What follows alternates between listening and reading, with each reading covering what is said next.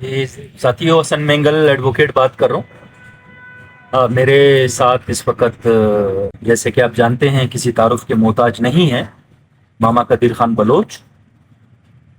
दोस्तों, गुज़िश्ता दिनों एक वीडियो मैंने बनाया था मामा के साथ। उसमें कुछ मैंने गुजारिशात ये रखे थे कि बलूचिस्तान हाई कोर्ट की तरफ से मामा को दो जजमेंट्स की बुनियाद पे पासपोर्ट अथॉरिटी को ये कहा गया था कि आपने मामा का नाम पीसीएल से निकालना है। फिर उसके बाद इन्होंने दूसरा केल जो केला पीसीएल के नाम पे, तो ये दोनों ऑर्डर्स हाई कोर्ट ने सेटिसाइड किए। तो उसके बाद मामा ऑर्डर लेकर गया पासपोर्ट अथॉरिटी के पास, जो कि यहाँ पर उनको मेंशन भी किया है, DG immigration and passport Balochistan. ये यहाँ पे फरीक था केस में। तो मामा जब उनके पास गया, उन्होंने कहा कि भाई, नाम तो आपका हमने निकाल दिया पासपोर्ट कंट्रोल लिस्ट से, मगर सरफराज भुट्टी जो इस वक्त इंटीरियर मिनिस्टर है, उनके कहने पे दोबारा आपका नाम ईसीएल में डाला गया है। तो अब ईसीएल का जो केल था मामा के साथ खेला गया, वो बहुत पहले उस फैसले को कलअदम करार दिया जा चुका है हाई कोर्ट ऑफ बलूचिस्तान की तरफ से। फिर दूसरा इन्होंने खिलवाड़ ये किया कि मामा का नाम पीसीएल में डाल दिया, तो वो भी हाई कोर्ट ने निकाल दिया। अब दोबारा से इन्होंने ईसीएल में डाल दिया डेलिब्रेटली, जिसको हम बोलते हैं दानिस्ता तौर पे इस तरह की हरकतें करना, यानी जिंदगी जो अरसा हयात है पाकिस्तान के शहरियों का, उनके ऊपर उनकी जिंदगी को तंग करना। तो बहरहाल फिर मैंने ऐलान किया था कि मैं, चूंकि मामा मेरा मुवक्किल है, उसके इंस्ट्रक्शंस पे मैं सरफराज भुट्टी के खिलाफ तौहीन अदालत दायर करूंगा। वो मैंने आज किया। ये इसको जरा थोड़ा सा करीब करके देखें, यहाँ पर इंटीरियर मिनिस्ट्री सरफराज भुट्टी का बाकायदा नाम मेंशन है। तो आज ये केस इंस्टीट्यूट हो चुका है, ये रजिस्टर्ड भी हो चुका है। तो एक दो दिन में इंटीरियर मिनिस्टर जो सरफराज भुट्टी है, उसे तौहीन अदालत का नोटिस जाएगा और उसे तौहीन अदालत का सामना करना पड़ेगा अदालत में। तो दोस्तों, अभी इसी बात पे दो चार बातें और बढ़ाता हूँ, उसके बाद फिर मैं मामा कदीर को कहता हूँ कि वो भी कुछ बातें करें।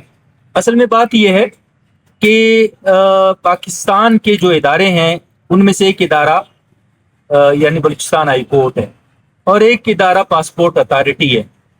तो रियासत का ये कहना है, दावा है कि वो आइन और कानून के मुताबिक वो अपने शहरियों के साथ बर्ताव रखता है। और ये आइन पाकिस्तान में भी आर्टिकल 4, आर्टिकल 9, आर्टिकल 10, आर्टिकल 25 की शक्ल में, यानी जो लोगों के इंसानी हुकूक हैं, जो लोगों के एज ए शहरियत की हुकूक है, वो वहां पे दर्ज है।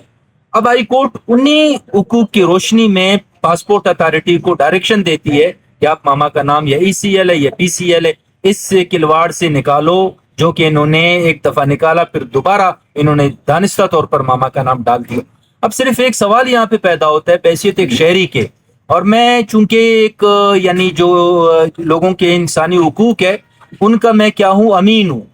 यानी लोग अपने इंसानी हुकूक मेरे पास लेकर आते हैं और मैं इन्हीं हुकूक को जाके अदालतों में इनको इंटरप्रेट करता हूँ कि ये हुकूक हैं, और ये ना सिर्फ इंसानी हुकूक है बल्कि इनकी खिलाफ वर्जी एक इंसानी अलमिया भी है। तो इसके बावजूद भी रियासत क्या करती है कि वो अपने ही इदारों को नहीं मानती, जो कि ये एक लम्हा फिक्रिया है हमारे लिए। तो पिछला वीडियो जो मैंने बनाया उसमें कोई 13,000 लोगों ने देखा, उनका बहुत बहुत मैं मशकूर हूं। और अक्सरियत ने मेरा साथ दिया, मामा कदीर का साथ दिया, सिर्फ इस बुनियाद पे कि ये मामा का आईनी और कानूनी हक है, और दूसरा मामा का आईनी और कानूनी जो हक के साथ साथ एक इंसानी हुकूक में शामिल है, जैसे कि यूनाइटेड नेशन का ह्यूमन राइट्स चार्टर्ड में ये चीज शामिल है कि आपने वो हुकूक जो मुतय्यन किए हैं कानून ने, आप उससे किसी सूरत इनकार नहीं कर सकते। तो इसी बुनियाद पे बहुत सारे अच्छे अच्छे कमेंट्स आए, लेकिन एक दो कमेंट्स कुछ ऐसे भी आए जिसमें मुझे और मामा कदीर को रा का एजेंट भी लिखा गया। तो उनका भी हम बहुत ज्यादा मशकूर हैं कि इन्होंने हमें एक बहुत बड़ा एजाज दिया। और हम अपने भाइयों को हमेशा कहते हैं कि आज भी मैं फुटपाथ पे मौजूद हूँ, अगर मैं किसी भी एजेंसी के एजेंट हूँ, मैं मुझे तो सबसे ज्यादा खुशी इस बात की है कि मुझे भी और मामा दोनों को इंटरोगेट करें। यार आप लोग, यानी अजीब बात है, आप रियासत के नाक के नीचे बैठे हो اور آپ ایک اتنے بڑے ایجنسی کے یہاں پہ ایجنٹ ہو اور یعنی ریاست کے خلاف کام کر رہے ہو، تو یہ صرف اپنا یہ کیا ہے، یہ گدڑ، یہ اس کو ہم کہتے ہیں یہ یعنی کلواڑ، ہمیں صرف اس بنیاد پہ کہ ہمیں اپنے حقوق کو سے دستبردار ہوں اور لوگوں کے حقوق کے لیے ہم آواز بلند نہیں کریں، وہ ہم ضرور کرتے رہیں گے۔ تو ماما آپ بھی کچھ کہنا چاہیں گے تو آپ کہیں ان باتوں کے متعلق کہ آپ کیا کہنا چاہتے ہیں؟ میں دوستوں سے اور اپنے ساتھیوں سے یہ کہنا چاہتا ہوں کہ یہ ایک دفعہ نہیں، یہ چوتھی دفعہ میرا نام PCL میں ڈال رہے ہیں۔ ایک دفعہ 2015 کو ہم امریکہ جا رہے تھے، تو ایئرپورٹ پہ ہمیں روکا گیا اور آف لوڈ کر دیا، ہمارا سامان لوڈ بھی ہو چکا تھا۔ وہاں سے جہاز کو روکا کے انہوں نے ہمارا سامان واپس کر دیا اور کہا کہ آپ کا نام PCL میں ڈالا گیا ہے۔ خیر ہم لوگ گئے سندھ کورٹ، وہاں کیس لڑا، تو سندھ کورٹ سے ہمارے حق میں فیصلہ ہوا کہ ان کو جانے دو، PCL سے ان کا نام نکالو اور عدالت کو بھی انفارم کر دو کہ ہم نے ان کا نام PCL سے نکال دیا ہے۔ تو خیر ہم لوگ چلے گئے امریکہ، 6 مہینہ وہاں اپنے انسانی حقوق کے حوالے سے جو ہمیں کام کرنا تھا وہ کر دیا، واپس آ گئے۔ اس کے بعد پھر میں اقوام متحدہ کے لیٹر پہ کہ آپ آئیں اور اپنا یہاں جو بلوچستان میں انسانی حقوق کی خلاف ورزی ہو رہا ہے ان کے بارے میں ہمیں بریف کریں، تو میں وہاں گیا۔ 1 مہینہ وہاں رہنے کے بعد پھر وہیں سے مجھے جرمنی جانا پڑا، فرانس جانا پڑا، وہاں سے واپس آیا، پھر انہوں نے میرا نام ECL میں ڈالا۔ پھر بلوچستان ہائی کورٹ میں وہاں سے میرے حق میں پھر فیصلہ ہوا کہ اس کو جانے دو اپنا علاج کرنے کے لیے۔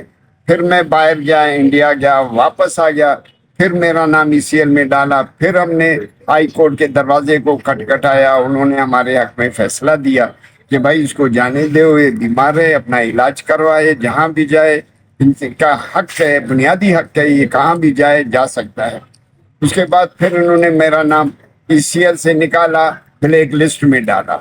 پھر ہائی کورٹ بلوچستان کا دروازہ کھٹکھٹایا، اس نے بلیک لسٹ سے بھی نام خارج کروا دیا۔ اس کے بعد پھر PTCL میں نام ڈالا۔